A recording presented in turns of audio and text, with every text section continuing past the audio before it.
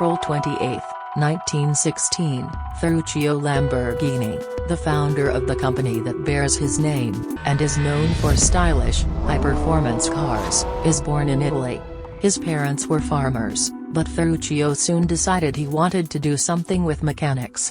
He started working on his father's tractor out of interest, and was able to attend a technical school in Bologna later on. During the Second World War, he was enrolled into the Italian Air Force, working for the transport sections. After 1944 he became a prisoner of war in the British military forces, who put him to work in their motoring department. This way, Ferruccio got first-hand experience keeping cars on the road, even with limited part supplies. After World War II, Lamborghini founded a business, making tractors from reconfigured surplus military machines, near Bologna, Italy.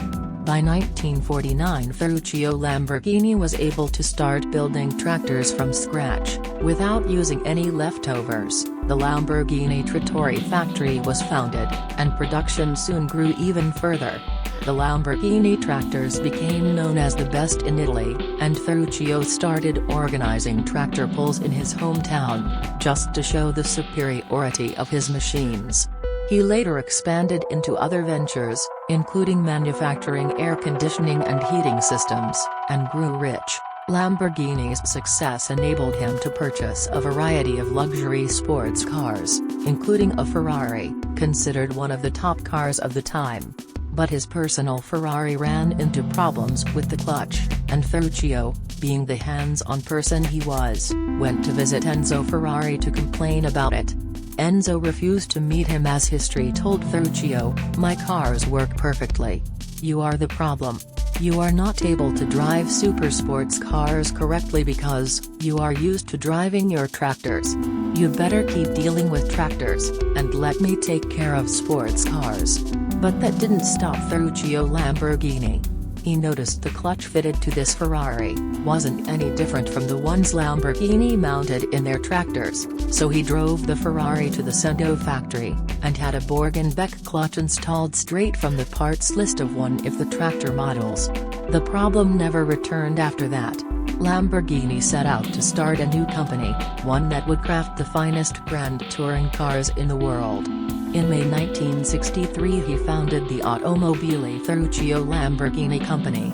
Lamborghini first recruited Giotto Bizzarini, a man who'd spent 5 years working as Ferrari's chief engineer, before walking away from the company in 1961. Bizzarini's first task was to design a Ferrari-beating V12 from a clean sheet of paper. The automaker's first effort, the Lamborghini 350 GTV, was styled by Franco Scaglione, and shown to the public at the 1963 Turin Motor Show.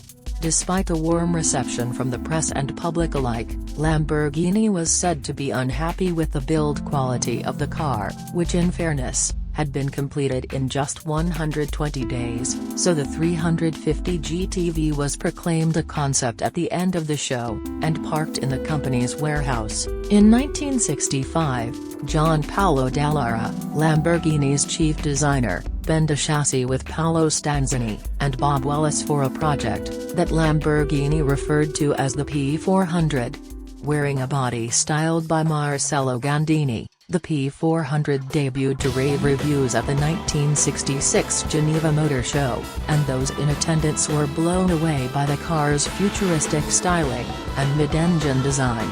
Production examples would come powered by a variant of Bizzarini's V12, now displacing 3.9 liters and producing 350 horsepower, and the car that would become best known as the Mira solidified Lamborghini's reputation as an automaker capable of producing the highest performance road cars in the world. And from then the rest is history. To have more time to enjoy what we love. More options to feel safer, faster, greater.